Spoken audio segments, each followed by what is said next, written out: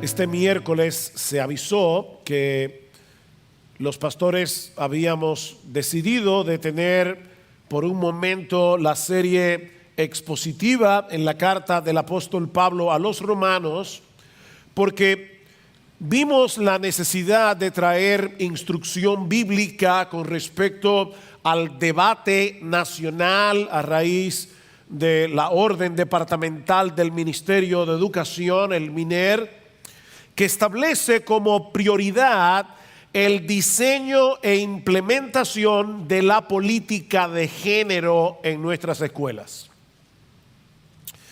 Mis hermanos, este es un tema lo suficientemente serio, no solo porque atenta contra la salud mental, emocional y espiritual de nuestros hijos, de nuestros nietos, no solo porque atenta contra la estabilidad social de nuestra nación, contra la libertad de expresión, como ya ha pasado en otros países, sino primordialmente porque es un ataque frontal contra la gloria de Dios y el Evangelio.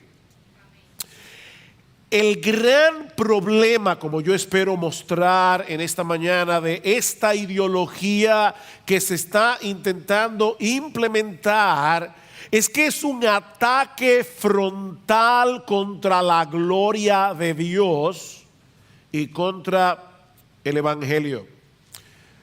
Así que, hermanos, yo debo decir de entrada que yo no estoy aquí en este púlpito como un activista político. No estoy en este púlpito como un agitador de masas. Pablo dice en 1 Timoteo capítulo 3, versículo 15, que la iglesia es la casa de Dios, pero dice también que es columna y baluarte de la verdad. Es nuestro deber como iglesia defender, proclamar, poner en alto la verdad de Dios revelada en su palabra. Amén. Cueste lo que cueste. Amén. Ese es nuestro deber. Y la Biblia, por otra parte, también nos enseña en Efesios capítulo 4 que los pastores no somos los que debemos hacer el trabajo de defender, proclamar y mantener en alto la verdad. Debemos hacerlo, pero no somos los únicos que debemos hacerlo. Los pastores estamos llamados a equipar a los creyentes,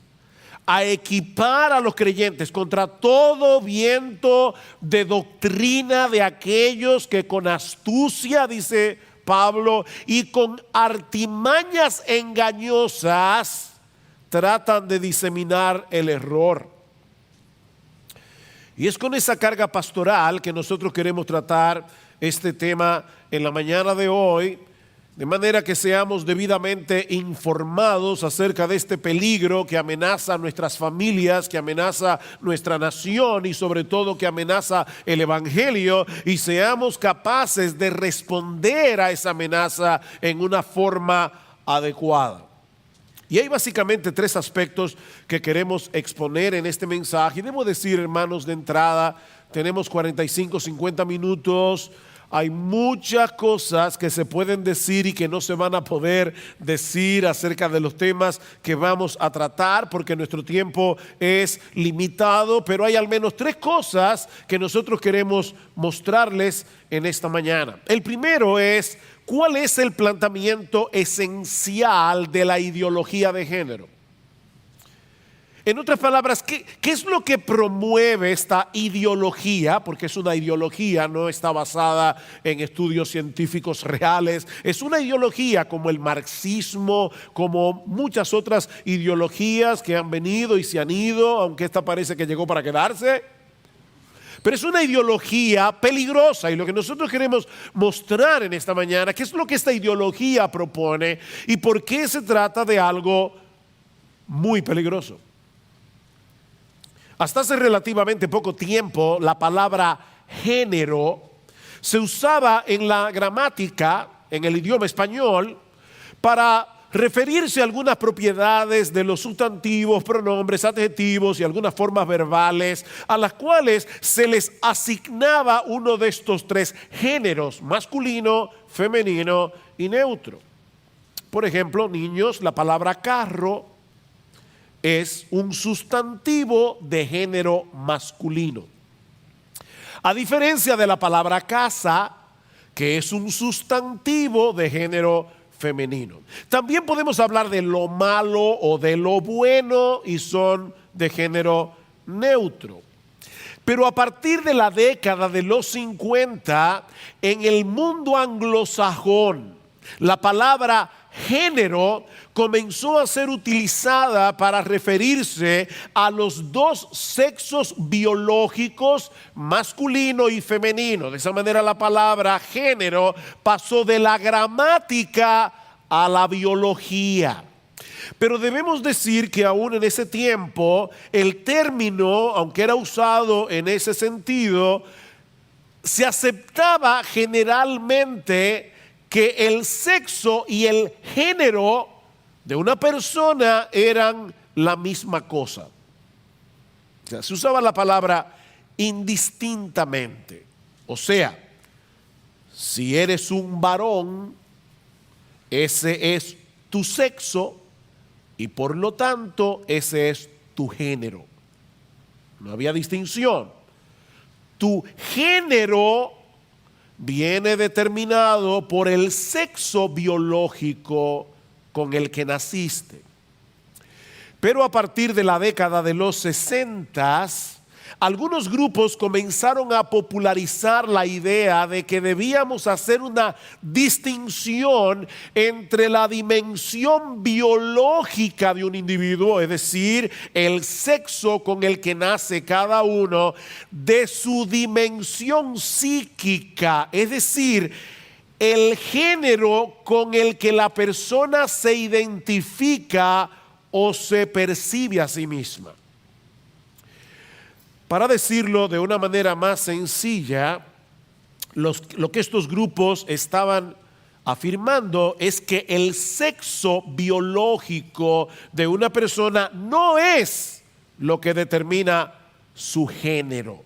Existe la posibilidad de que una mujer, dicen ellos, haya nacido atrapada en el cuerpo de un hombre.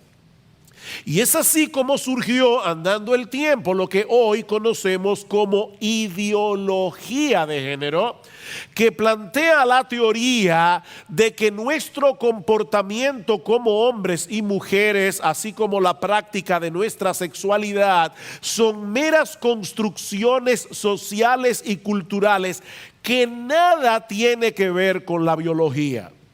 O sea, tú naciste varón y la cultura, la sociedad, tu familia te obligó a comportarte de cierta manera porque así se supone que deben comportarse los varones. Pero eso es una carga impuesta, porque es posible que tú hayas nacido varón en cuanto a tu sexo, pero tal vez en cuanto a tu género, en realidad eres mujer. En palabras de la canadiense Rebecca J. Cook, que fue redactora de un informe oficial de la ONU para la cumbre, una cumbre acerca de este tema, dice ella: los sexos ya no son 2, sino 5. Y por lo tanto no se debería hablar de hombre y mujer, sino de mujeres heterosexuales, mujeres homosexuales, hombres heterosexuales, hombres homosexuales y bisexuales. Esta declaración de Rebecca Cook puede sonar escandalosa, pero ¿saben qué? En realidad se queda corta en cuanto al abanico de posibilidades al que se puede llegar cuando se asume la ideología de género, porque algunos ya están hablando de por lo menos 31 géneros diferentes y otros dicen que existen por lo menos 50 géneros o más. Por solo citar algunos ejemplos, se puede ser bigénero, son aquellas personas que se mueven entre dos géneros, ya sea masculino y femenino, o neutro y semifemenino y otras combinaciones binarias. Transexual, persona que adquiere las características físicas de las personas del sexo contrario mediante el tratamiento hormonal o quirúrgico. Sin género o agénero, una persona que no se identifica con ningún género. Género fluido, personas que se definen como una mezcla dinámica entre los dos géneros. Pueden sentirse hombres en la mañana y mujeres en la tarde. Transespecie, señores, esto no es un chiste. Esto es algo serio. Transespecie o zoosexuales consideran que ni su anatomía ni su morfología define su especie animal, porque ellos no se sienten humanos y se comportan como si no lo fueran, gatos, hasta dragones, serpientes. Y están aquellos que son otherkin, que son aquellos que también tienen este problema de transespecie, pero solo parcialmente. Estas personas se sienten animales atrapados en cuerpos humanos. Y créanme, hermanos, pudiéramos seguir a través de una larga lista de patologías. Tan pronto hacemos una separación entre el sexo biológico y el género de una persona, estamos abriendo un abanico de posibilidades que prácticamente no tiene fin. Ahora, es importante señalar, porque si hay algo con lo que estas personas juegan es con el lenguaje, debemos señalar que el Ministerio de Educación insiste en que lo que ellos están tratando de implantar en nuestras escuelas no es ideología de género, es política de género. Pequeño cambio, pero mis hermanos, nosotros no queremos que les vendan gato por liebre. Ellos dicen, nosotros queremos implantar una política de género que busca eliminar las desigualdades entre hombres y mujeres, por ejemplo, la desigualdad salarial, la violencia de género, la violencia doméstica, la violencia sexual, cosas con las que todos nos identificamos. Cuando te venden el paquete de esa manera, tú dices, pero entonces, ¿cuál es el problema? Hermanos, ese es el discurso que se ha venido usando desde hace décadas. Esto no es nuevo. Este es el discurso, el mismo discurso que se ha venido usando desde hace décadas para introducir la ideología de género en medio de un paquete en el que se pretende defender a la mujer, pero que en realidad no es otra cosa que una batalla política para deconstruir la identidad sexual del hombre y de la mujer. En uno de los acápites de la orden departamental del MINER dice explícitamente que esta orden tiene como objetivo propiciar herramientas pedagógicas que promuevan la perspectiva de género. Y ahora digo yo, no estoy citando al MINER, esta no es otra cosa que la distinción entre sexo y género que promueve la ideología de género. Cuando ellos hablan de propiciar herramientas pedagógicas que promuevan la perspectiva de género, esa es la perspectiva, que hay una diferencia entre el género y el sexo. Para la construcción, y aquí sí estoy citando las palabras de la orden departamental, para la construcción de una educación no sexista. Otra parte de la orden dice, tenemos como objetivo trazar las pautas para contribuir con el proceso de deconstrucción de los estereotipos de género que permean la sociedad dominicana en todos los niveles y estratos. En palabras más sencillas, lo que se busca es enseñar a nuestros niños, aún en edad preescolar, cuando sus mentes todavía no han sido formadas, que ser hombre o mujer, biológicamente hablando, no quiere decir necesariamente que te tengas que comportar como un hombre o una mujer, porque ese comportamiento no es más que una construcción social que debe ser deconstruida. Y eso ya lo vemos en un montón de países donde se hacen ejercicios, se le dice a los niños, tú te llamas Manuel, pero a partir de ahora te llamarás Manuela, y durante todo este día tú te vas a mover como una niña, tú vas a jugar como niña, y a las niñas le dice tú te llamas Diana, pero a partir de ahora te vas a llamar José, y todo este día te lo vas a pasar moviéndote, actuando como si tú fueras un niño. Ese ejercicio lo hicieron hace unos meses atrás en Madrid, y gracias al Señor que en una escuela, por lo menos en una escuela, un padre se levantó, se opuso y ganó la batalla, por lo menos en una escuela. Una de las pioneras de la teoría de género es Judith Butler. Ese nombre es importante. Una intelectual norteamericana, lesbiana, nacida en el año 1956. En su libro El género en disputa, Butler afirma que hasta que no podamos disolver la identidad sexual, el individuo no se emancipará de la dictadura de la naturaleza. Oigan ese término, dictadura de la naturaleza. O sea, la naturaleza te hizo varón, pero tú tienes que zafarte de esa dictadura y comportarte como te dé la gana. Dice ella, hasta que no podamos disolver la identidad sexual, el individuo no se emancipará de la dictadura de la naturaleza y se dará cuenta de la completa libertad de elección, de la habilidad de reinventarse a sí mismo en cualquier momento. Butler afirma que el sexo es una fantasía, algo en lo que creemos solamente porque se ha repetido muy a menudo. El género no está asociado al sexo biológico, que no juega absolutamente ningún papel, dice ella, y surge solo porque es creado por el lenguaje y porque la gente cree lo que oye constantemente. Es increíble la cantidad de doctorados honoris causa que a Butler le han dado y la cantidad de dinero que le pagan a esta mujer por dar charlas en toda América Latina inclusive.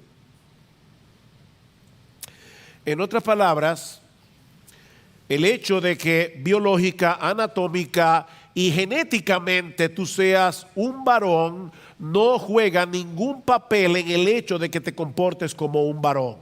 Eso es lo que ella está diciendo. Esto no viene dado por la naturaleza, dice Butler, sino que se trata de una construcción social que debemos desmantelar si queremos que los seres humanos lleguen a ser realmente libres. Esta ideología está siendo promovida por la ONU, por la Unión Europea, por otros organismos internacionales. Y uno se pregunta, ¿pero cuál es el punto? Bueno, una de las razones, porque aquí hay muchas, hay razones económicas, hay muchos intereses y de verdad, yo le decía a mi esposa esta mañana, bueno, desde ayer, que estoy con una lucha por saber qué decir, qué no decir, porque yo tengo que hablar de la Biblia. Esto es un púlpito y estamos en una iglesia, yo soy un pastor y yo quiero quizás la palabra de Dios que nos ayude a entender todo esto. Pero hermanos, aquí hay muchos intereses en juego, muchos intereses, y yo pudiera decirles cosas que son escalofriantes de cómo se reparten preservativos en las escuelas que son comprados en países que lo hacen a cierto precio y se venden en países más desarrollados en otro precio, y por supuesto como los preservativos no son seguros, las muchachas salen embarazadas y para eso están también las pastillas abortivas y toda la maquinaria de Planned Parenthood para el aborto. Es un negocio multimillonario. Pero uno de los intereses primordiales de esta agenda es reducir la población mundial. Y eso a través del aborto y, en una forma encubierta, a través de la tarea de homosexualizar a nuestros niños. No porque el lobby LGTBIQ, no sé cuántas letras más. No solo porque el lobby LGBTIQ está detrás de estas políticas para normalizar su estilo de vida, sino también porque para nadie es un secreto que los homosexuales no se reproducen. De ahí el interés de implantar dictatorialmente, porque miren, mis hermanos, esto es una dictadura ideológica. Se han hecho encuestas en República Dominicana. La mayoría de la población, cristianos y no cristianos, no están de acuerdo con esto, pero ellos quieren seguir adelante, porque esto es una dictadura ideológica. Ellos tienen el interés de implantar esta dictadura a través de una educación sexual en las escuelas fundamentadas en esta ideología por encima de la decisión de los padres. A pesar de que la Constitución en su artículo 63, en su acápite 2, señala que la familia es responsable de la educación de sus integrantes y tiene derecho a escoger el tipo de educación de sus hijos menores. Mis hermanos, nosotros tenemos que entender que nos ampara la Constitución Dominicana. Y las leyes no se hicieron para defender a los impíos solamente, es para defender a todo el mundo. Ya para 1974, y esto viene dado por la teoría malthusiana, yo no quiero meterme en eso, pero Malthus decía que la población crece geométricamente, pero que los recursos naturales crecen aritméticamente, es decir, mientras la población va 2, 4, 6, 12, 10, o sea, se multiplica demasiado, los alimentos van 1, 2, 3, 4, lo cual ya se ha probado desde hace mucho rato que eso no es verdad. Eso es una falsa. Pero ya para 1974, Henry Kissinger, asesor de seguridad nacional del presidente Nixon y amigo de la familia Rockefeller, una familia muy importante en todo esto, elaboró un memorando del estudio de seguridad nacional, que en esa época fue estrictamente confidencial, pero ya ha salido a la luz, con el tema, oigan el tema, implicaciones del crecimiento de la población mundial para la seguridad de los Estados Unidos y sus intereses en el extranjero. Según Kissinger, la seguridad nacional estadounidense dependía de la introducción de medidas de control de la población en los países subdesarrollados. No podemos dejar que los países subdesarrollados sigan creciendo.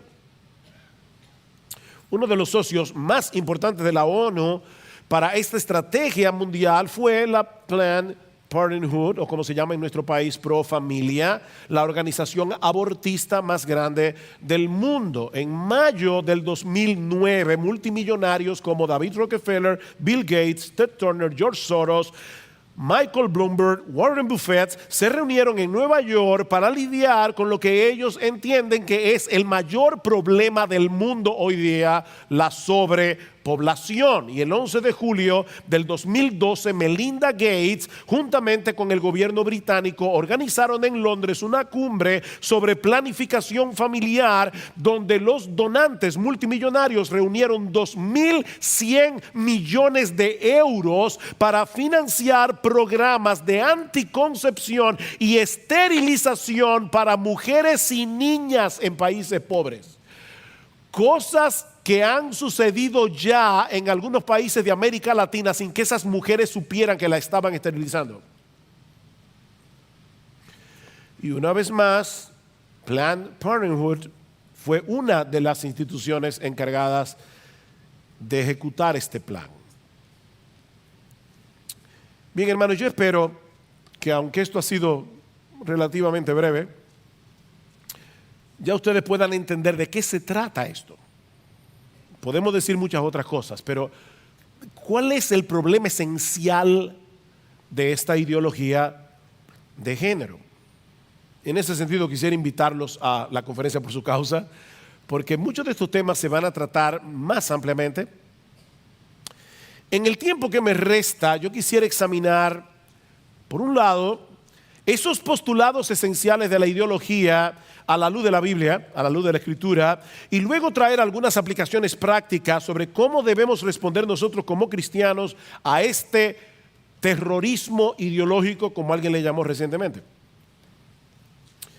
Para evaluar esta ideología a la luz de las Escrituras, debemos comenzar por donde todo comienza, la doctrina de la creación. Abrimos la Biblia y lo primero que nos dice es, Génesis 1:1, en el principio creó Dios los cielos y la tierra.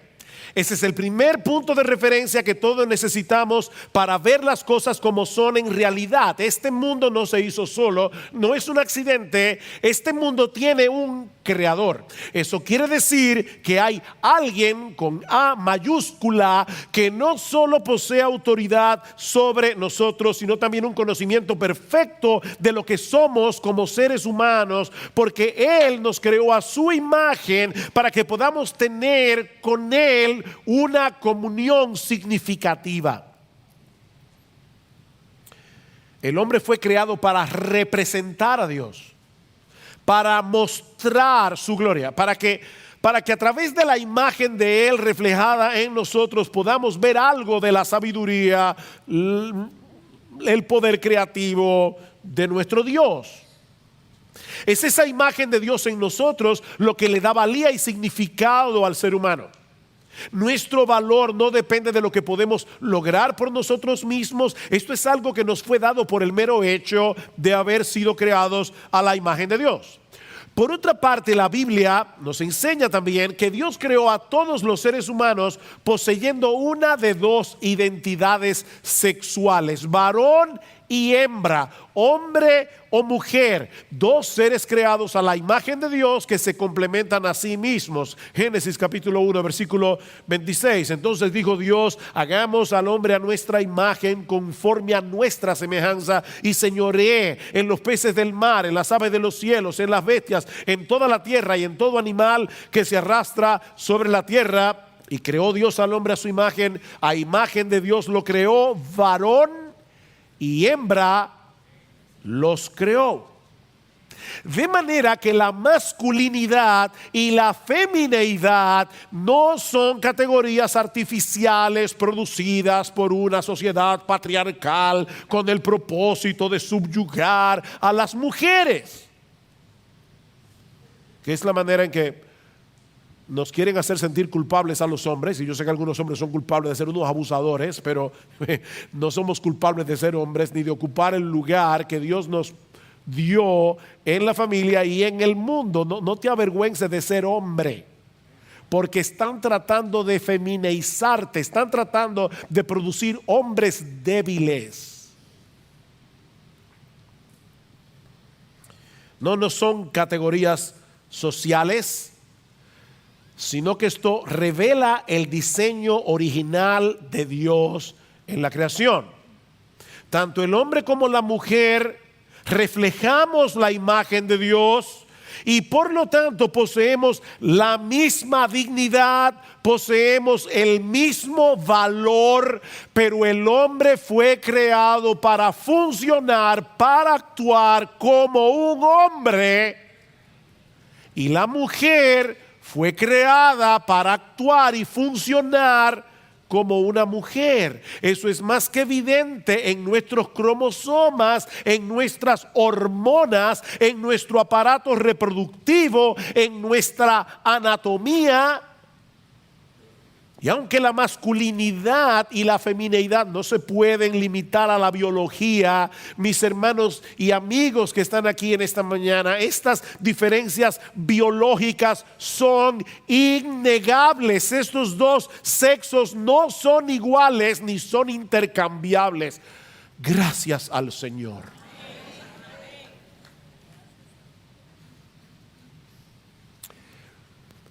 Es funcionando como hombres y mujeres que glorificamos a Dios al mostrar en la imagen complementaria de la masculinidad y la femineidad algunos de los aspectos que hacen a Dios el ser más admirable y más hermoso.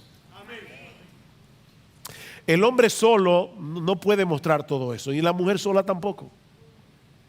Es por eso que Pablo puede decir a los hombres en Corinto, y yo se los digo ahora a los hombres de Iglesia Bíblica del Señor Jesucristo, y no me importa si tú tienes de 5 años hasta 80, dice en 1 Corintios capítulo 16, versículos 13 y 14, portaos varonilmente y esforzaos. Ahora, Pablo no dice pórtense como machos. No, dice portaos varonilmente. Y luego dice, todas vuestras cosas sean hechas con amor. Ven, no es como machos, es como varones. Existe tal cosa como un comportamiento masculino, portaos varonilmente, que no es un estereotipo construido socialmente. Aparte de que es la diferencia entre la masculinidad y la femineidad lo que hace posible esa unión complementaria entre el hombre y la mujer, que va a ser usada por Dios en su palabra como una analogía de la relación que Él tiene con su pueblo, tanto en el Antiguo como en el Nuevo Testamento. Maridos, amad a vuestras mujeres como Cristo amó a la iglesia y se entregó por ella. ¿Ven? Por ella. El pronombre femenino. La mujer es ella y el hombre es él.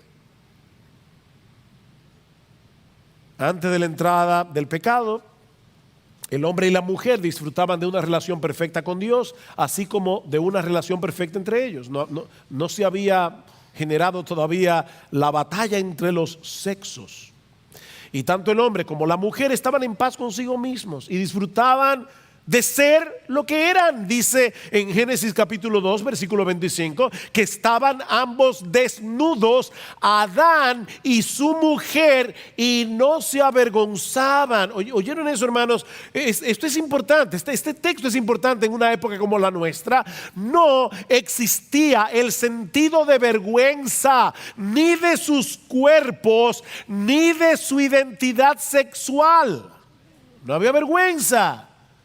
El hombre se sentía realizado siendo hombre y la mujer estaba feliz de ser mujer.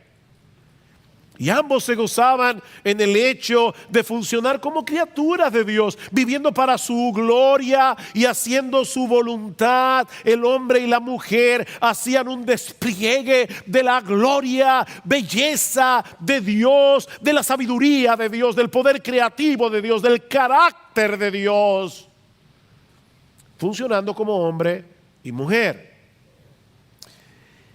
Y mis amados hermanos, ese es precisamente el ataque de Satanás con la ideología de género. Sí es verdad que nosotros vemos los gobiernos y tenemos que entender que hay organismos multinacionales que están detrás de nuestros gobiernos. Esto es una agenda que nos están imponiendo de afuera. Lo que estos organismos multinacionales y estos multimillonarios no entienden es que hay un poder detrás de su poder político y detrás de su poder económico. Hay un poder satánico detrás de todo esto, mis hermanos. Hay otro poder. Esto es un ataque diabólico contra la gloria de Dios reflejada en el ser humano, en su masculinidad y en su femineidad. Y es un ataque contra el evangelio, porque el matrimonio es una analogía de la relación de Cristo con la iglesia. ¿Se dan cuenta? ¿Qué es lo que está pasando aquí? El diablo quiere destruir en todo sentido a los hombres creados a imagen de Dios. Recuerden que Cristo mismo dijo, Él es mentiroso y homicida. Mentiroso y homicida. Él miente para destruir. Su mentira tiene un propósito, destruir. Él quiere destruirnos mentalmente, físicamente, emocionalmente y sobre todo espiritualmente, por la sencilla razón de que somos portadores de la gloriosa imagen del Dios que Él aborrece con todas las fibras de su ser. De ahí su ataque ideológico en Génesis 3. Dios le había dado al hombre instrucciones claras y precisas acerca de sus límites en el huerto del Edén. Ellos podían comer lo que quisieran, menos del árbol de la vida, del árbol, perdón, de la ciencia del bien y del mal. Si se atrevían a traspasar ese límite, iban a morir por su desobediencia. Así que Satanás se le apareció a Eva en el huerto y le hizo una oferta sumamente tentadora, en el mejor sentido de la palabra, que no era más que una ideología. Entonces la serpiente dijo a la mujer: no moriréis. Dios está mintiendo, sino que sabe Dios que el día que comáis de él serán abiertos vuestros ojos y seréis como Dios, sabiendo el bien y el mal. En el relato nosotros vemos que Satanás le estaba ofreciendo a la mujer lo mismo que ha estado ofreciendo al hombre desde entonces: conocimiento, placer y autonomía. Ahora, esta triada es importante que mantengamos estos términos conectados, porque no hay ningún problema ni en el conocimiento ni en el placer. Ningún problema, siempre y cuando recordemos que no somos autónomos. No hay problema en el conocimiento. Dios nos manda a crecer en el conocimiento. No hay problema en el placer. Dios inventó el placer, no fue el diablo. El problema estaba en esa palabra autonomía. Todos sabemos el resto de la historia. A Eva le pareció razonable desobedecer el mandato explícito de Dios para seguir los dictados de su corazón. No puede ser malo si se siente bien. Sin embargo, tan pronto el pecado entró en el mundo, el hombre y la mujer sintieron ¿qué? Vergüenza de sus propios cuerpos.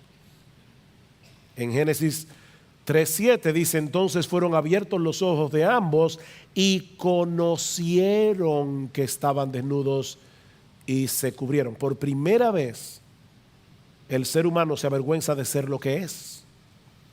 Porque recuerden, mis hermanos, que nuestra valía y significado nos viene dado del hecho de haber sido creados a la imagen de Dios. Si tratamos de dejar a Dios fuera de la ecuación, ya no tenemos ningún punto de referencia para definir nuestra identidad. ¿Por qué tú eres diferente a un perro? ¿Por qué tú tienes más valor que una cucaracha?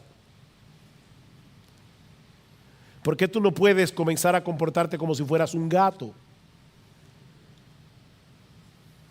Tan pronto el pecado entró en el mundo, el hombre se convirtió en una fábrica de deseos engañosos, malignos y dañinos. El hombre comenzó a experimentar envidia, amargura, enojo, codicia, descontento, confusión y vergüenza. Es en ese contexto en el que podemos entender el problema de la disforia de género. No se preocupe, yo voy a definir eso ahora mismo, pero esa palabra es importante, deben conocerla. No es que estoy tirando palabras domingueras. Es en ese contexto que surge la disforia. La palabra disforia es lo opuesto a euforia. Una persona con euforia se siente bien, alegre, feliz. Disforia es todo lo contrario. La palabra disforia de género es la expresión que se usa en psiquiatría para definir la patología de estas personas que no se sienten a gusto con su sexo biológico. En vez de tener euforia, tienen disforia. Los individuos que se sienten atrapados en el cuerpo equivocado, mis hermanos, escuchen esto porque esto no es broma, experimentan una angustia real por causa de su identidad de género. Y mis hermanos, eso debe llenarnos de compasión. Es terrible que un individuo se perciba a sí mismo como perteneciendo a un género que no encaja con su sexo biológico. Pero la forma de ayudarlo no es aconsejándole a que siga la inclinación de su corazón, porque la realidad es que él es lo que él es, independientemente de cómo se perciba.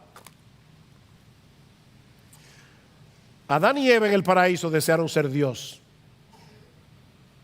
¿Saben qué? En cierto modo, ese fue el primer caso de disforia de género de la historia. En cierto modo. Porque ellos querían ser otra cosa.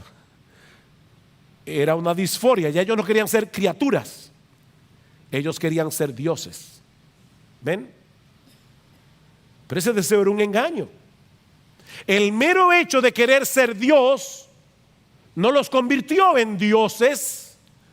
Y lo mismo podemos decir de nuestra identidad sexual. Nadie puede dejar de ser lo que es. Por eso Paul McHugh, profesor de psiquiatría en la Escuela Médica Johns Hopkins, él dice: el transgénero no existe realmente, porque es imposible cambiar la identidad sexual. Dice McHugh: los hombres transgénero no se convierten en mujeres, ni las mujeres transgénero se convierten en hombres. Todos ellos, incluyendo a Bruce Jenner, dice él, vienen a ser hombres feminizados o mujeres masculinizadas, pero siguen siendo hombre y mujer. Por eso él califica la disforia de género dentro del mismo tipo de desorden psicológico al que pertenece la anorexia. ¿Qué hacemos con una joven que está delgada, pero ella se mira en el espejo y se ve gorda? Entonces, ella es flaca, pero ella cree que es gorda. ¿Debemos hacer una liposucción? ¿O debemos ayudarla con su problema psicológico, que le está llevando a verse de una manera distorsionada? Dice McHugh, el psiquiatra: su tratamiento no debe ser dirigido al cuerpo con cirugías y hormonas de la misma manera que no tratamos con liposucción la anorexia. El tratamiento debe tratar de corregir la naturaleza problemática y falsa de sus presuposiciones y resolver los conflictos psicológicos que provocan. La buena noticia es que la historia no terminó en Génesis 3. En el mismo momento en que Adán y Eva cayeron en pecado, Dios hizo una promesa que luego sería desarrollada a través de toda la historia de la redención que se revela en las Escrituras. En Génesis capítulo 3, versículo 15, Dios prometió enviar un Salvador nacido de mujer, un Salvador varón, nacido de mujer, que habría de aplastarle la cabeza a la serpiente, aunque en el proceso él mismo iba a ser golpeado o herido en el calcañar. El Hijo del Hombre se hizo hombre, el Hijo de Dios se hizo hombre para morir por nosotros en una cruz y revertir los efectos de la caída. Cristo no vino al mundo simplemente para que algunos podamos ir al cielo. No, mis hermanos, dice en 1 de Juan capítulo 3 versículo 8: para esto apareció el Hijo de Dios, para deshacer las obras del diablo. Él vino a enderezar lo que quedó torcido por causa de la entrada del pecado, incluyendo las distorsiones engañosas de nuestro propio corazón. Así que hay esperanza para el pecador. Hay esperanza aún para aquellos que no se identifican con el sexo biológico con el que nacieron. Y yo no sé si hay alguno aquí que tenga ese problema. Yo le oraba al Señor pidiendo misericordia por ti. Si estás aquí en esta mañana pidiendo misericordia, que el Señor te abra los ojos. Y aunque la lucha contra el pecado no desaparece en la conversión, ahora podemos identificar esos deseos engañosos como lo que son, distorsiones de la realidad, a la vez que tenemos en Cristo todos los recursos de la gracia que necesitamos para luchar contra ellos. Cristo vino a restaurar la imagen de Dios en nosotros. Él es la gloria de Dios que se encarna para restaurar en nosotros la imagen divina, para que nosotros en una manera gradual y creciente podamos glorificar a Dios como hombres y mujeres. Y aunque esta obra no va a terminar hasta que lleguemos al cielo, en la glorificación, esto es algo que está sucediendo gradualmente en el cristiano al contemplar en el Evangelio la gloria de nuestro bendito Señor y Salvador. Contemplando su gloria, somos transformados de gloria en gloria en la misma imagen.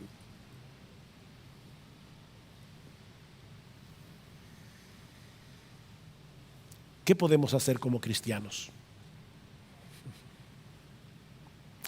¿Cómo deberíamos reaccionar ante esta dictadura, ante este terrorismo ideológico? Bueno, permítame traer varias aplicaciones prácticas, son varias, pero yo voy a ir casi como si fueran headlines, encabezados, titulares, con algunas ideas aquí y allá. En primer lugar, debemos orar. debemos orar. Hay muchas otras cosas que debemos hacer y lo veremos en un momento. Pero mis hermanos, en este asunto, como en cualquier otro de la vida cristiana, separados de nuestro Señor, nada podemos hacer, no con ejércitos ni con fuerza, sino con mi espíritu, ha dicho Jehová de los ejércitos. Debemos orar, debemos clamar a nuestro Dios incesantemente que tenga misericordia de nuestro país, que frene el avance de estas ideologías perversas a pesar de los poderes humanos y espirituales que están detrás de todo esto. Clama a mí y yo te responderé y te enseñaré cosas grandes y ocultas que tú no conoces. Clama a mí, invócame en el día de la angustia. Yo te responderé y tú me honrarás. Mis amados hermanos, este es un tiempo de angustia para la República Dominicana y nosotros tenemos que clamar a Dios por el bien de nuestra nación. Tenemos que orar. Pero en segundo lugar debemos actuar. Debemos actuar. Nosotros vivimos en un país democrático. De hecho, esa es una de las razones por la que yo creo que todas estas ideologías las traen a nuestros países. ¿Por qué no van a Arabia Saudita a hacerlo?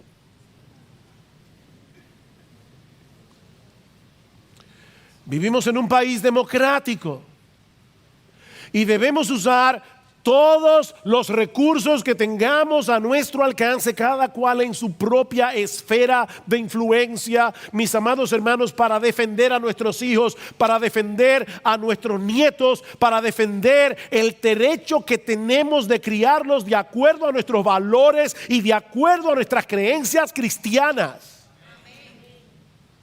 Nosotros debemos actuar. Y eso puede significar muchas cosas para cada uno.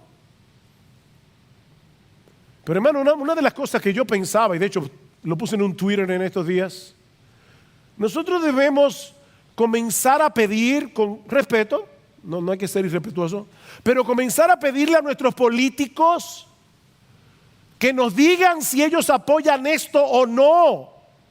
Y no darles nuestro voto, porque nosotros no votamos por colores. Nosotros votamos con conciencia. Debemos exigirles, porque este es un país democrático. Debemos actuar, debemos hacerles sentir con el respeto debido en la manera apropiada, pero debemos hacerle sentir a nuestros gobernantes, debemos hacerle sentir a nuestros políticos que nosotros, con toda la mansedumbre de la que es posible, estamos parados en dos patas diciendo, y voy aquí a acuñar la famosa frase de Perú, con nuestros hijos no se metan. Con nuestros hijos no se metan. Dios no les ha dado ese derecho. Es un derecho que Dios le dio a los padres y que está consagrado en nuestra Constitución y que está aún consagrado en organismos internacionales.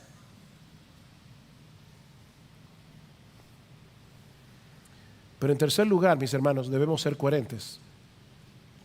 Y honestamente, yo me debatía cómo poner este punto, si decir debemos ser coherentes o debemos arrepentirnos. Debemos arrepentirnos. Mis hermanos, nosotros debemos modelar la verdadera masculinidad y la verdadera feminidad en el mundo, en la iglesia y sobre todo delante de nuestros hijos. Yo voy a decir esto, quiero de verdad decirlo calmado, porque quiero que mis palabras y no mi tono de voz penetre en lo más profundo de tu corazón. Los hombres que profesan ser cristianos, pero abusan de su autoridad o han decidido claudicar de su autoridad, están contribuyendo a la confusión que promueve la ideología de género, no importa lo que digan con sus bocas.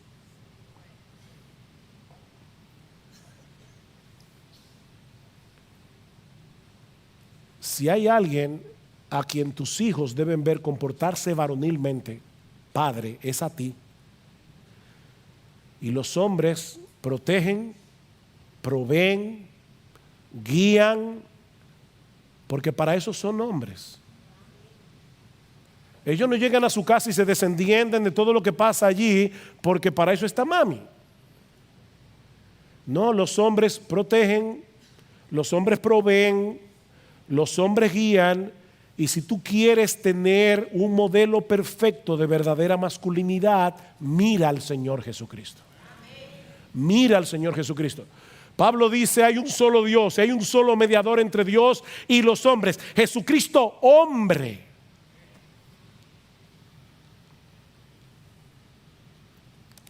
Y de igual manera, lo mismo podemos decir de las mujeres que profesan ser cristianas, pero no son un ejemplo de feminidad bíblica.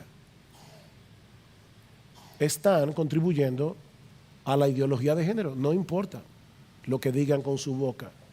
Mi amada hermana, la Biblia dice claramente en 1 de Pedro capítulo 3 que las mujeres deben someterse a sus maridos. Ellas toman la decisión, ellas no son sometidas, ellas toman la decisión de someterse a sus maridos, y dice la Escritura que ellas cultivan, oigan bien, mujeres, un espíritu afable y apacible que es de grande estima delante de Dios, porque así se adornaban en otro tiempo aquellas santas mujeres que esperaban en Dios, estando sujetas a sus maridos. Ustedes han sido llamadas, mis queridas hermanas, a mostrar delante de vuestros hijos y delante de vuestras hijas lo que es la verdadera femineidad. Y debemos arrepentirnos, mis hermanos, porque hay hombres que profesan ser cristianos y han abusado de su autoridad o han claudicado de su autoridad, como hay mujeres que no quieren someterse no a sus maridos, sino al rol que Dios les dio como mujeres. Y debemos arrepentirnos de nuestros pecados, porque hemos pecado contra Dios, hemos pecado contra nuestra nación, hemos pecado contra la iglesia y sobre todas las cosas, sobre todas las cosas hemos pecado contra Dios, pero más que la iglesia y más que el mundo hemos pecado contra nuestros hijos.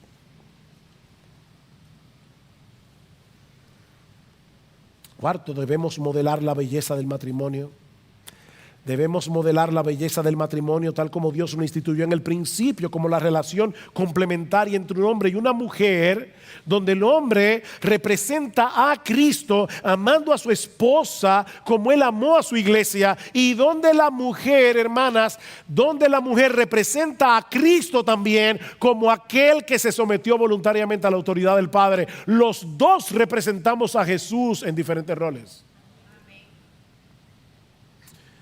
Oh, debemos mostrarle al mundo cuán deleitosa puede llegar a ser la relación de dos pecadores redimidos por la gracia y por el poder del Evangelio, cuando cada uno asume el rol asignado por Dios y cuando en dependencia del Espíritu Santo estamos siendo intencionales en nuestro deseo de llegar a ser como marido y mujer, una parábola viviente de la relación de Cristo y su iglesia.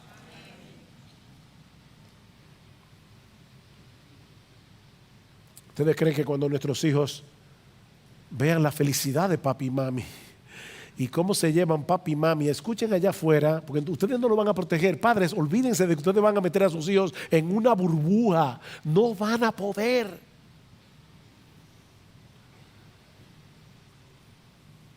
Oh, pero cuando nuestros hijos le quieren vender gato por liebre, probablemente por la gracia de Dios pueden decir, pero el matrimonio de papi y mami no es así. Es diferente. Yo veo a mi papá comportarse como un hombre y a mi mamá comportarse como una mujer, y parece que eso funciona. Quinto, esto se predica una vez al año. debemos estar como cristianos contra todo tipo de abuso, violencia o discriminación basado en el sexo o en la raza de un ser humano o en el color de su piel o en su nivel socioeconómico. Los cristianos más que nadie debemos estar a favor de un trato justo y digno a favor de cualquier ser humano por el simple hecho de que es un ser creado a imagen de Dios. Santiago dice en Santiago capítulo 3 versículo 9: ¿cómo es posible que con tu boca tú bendigas a Dios y con tu lengua maldigas al hombre que fue creado a imagen de Dios? Hermanos míos, estas cosas no deberían ser así, dice Santiago.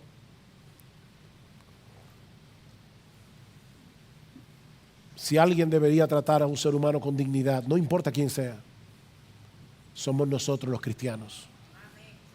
Y yo creo que en sus inicios el feminismo, antes de convertirse en el feminismo radical que vino a convertirse después, yo creo que el feminismo estaba poniendo el dedo sobre la llaga a problemas que eran reales. Y no podemos negar eso, porque sería querer tapar el sol con un dedo. El problema es que la medicina vino a ser peor que la enfermedad. Sexto, y ya estoy acabando, debemos estar dispuestos a sufrir. Mis hermanos, debemos estar dispuestos a sufrir las consecuencias de proclamar y defender el señorío de Jesucristo sobre todas las áreas de la vida humana, independientemente del precio que tengamos que pagar por ello. A veces el precio será simplemente que te llamen homofóbico en tu centro de trabajo. Ellos saben usar el lenguaje para hacerte sentir culpable. No caigas en esa trampa.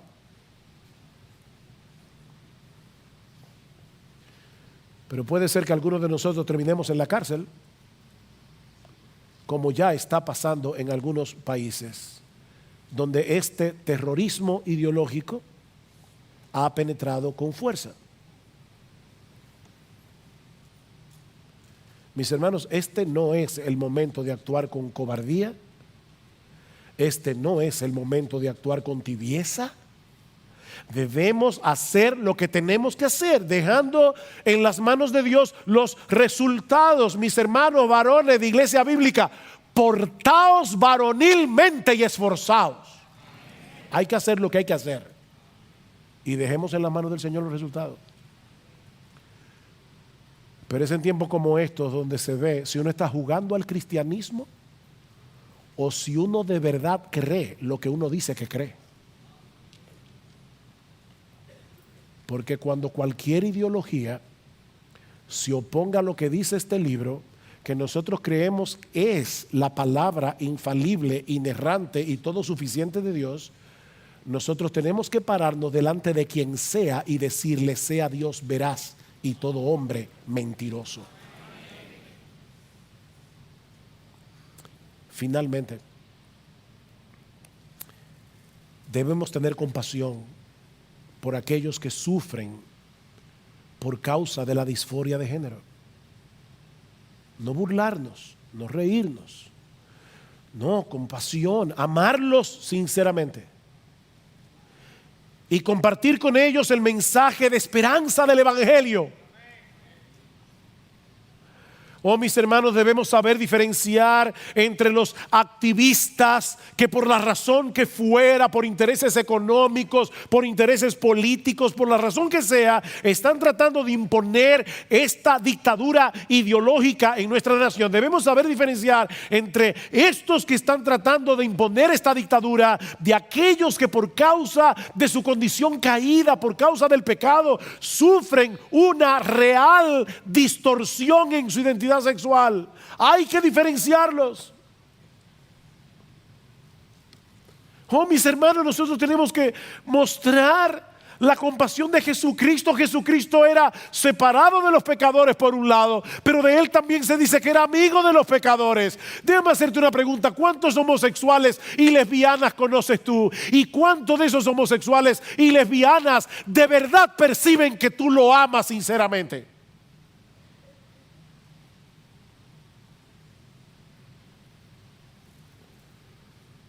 No somos homofóbicos. Los cristianos más que nadie deben amar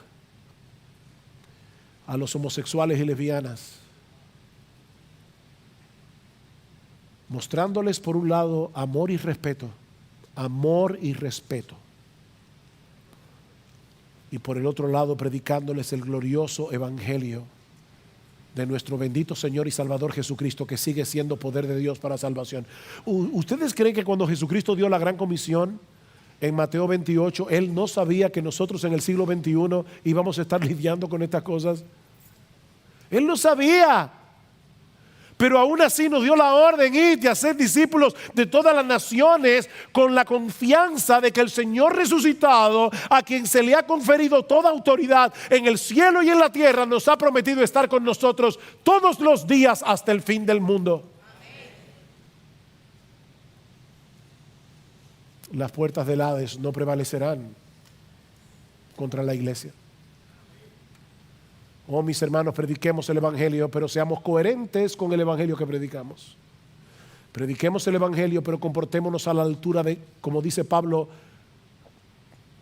a la altura de nuestro llamamiento como cristianos. La lucha puede parecer agónica, la iglesia puede parecer muy débil, pero tenemos los recursos de la gracia que se requieren para pelear esta batalla en el nombre de Dios y para soportar con paciencia las tribulaciones que puedan venir sobre nosotros por defender la verdad en un mundo que ama la mentira. Recuerda, mi hermano, estas palabras de Pablo con las que ahora concluyo. Segunda a los Corintios 4:16. Por tanto, no desmayamos. Antes, aunque nuestro hombre exterior se va desgastando, el interior no obstante se renueva de día en día, porque esta leve tribulación momentánea produce en nosotros un cada vez más excelente y eterno peso de gloria, no mirando nosotros las cosas que se ven, sino las que no se ven, porque las cosas que se ven son temporales, pero las cosas que se ven son eternas. Esta lucha es temporal. Nosotros viviremos en la gloria, contemplando, admirando, adorando, alabando la hermosura de nuestro bendito Señor y Salvador Jesucristo por los siglos de los siglos.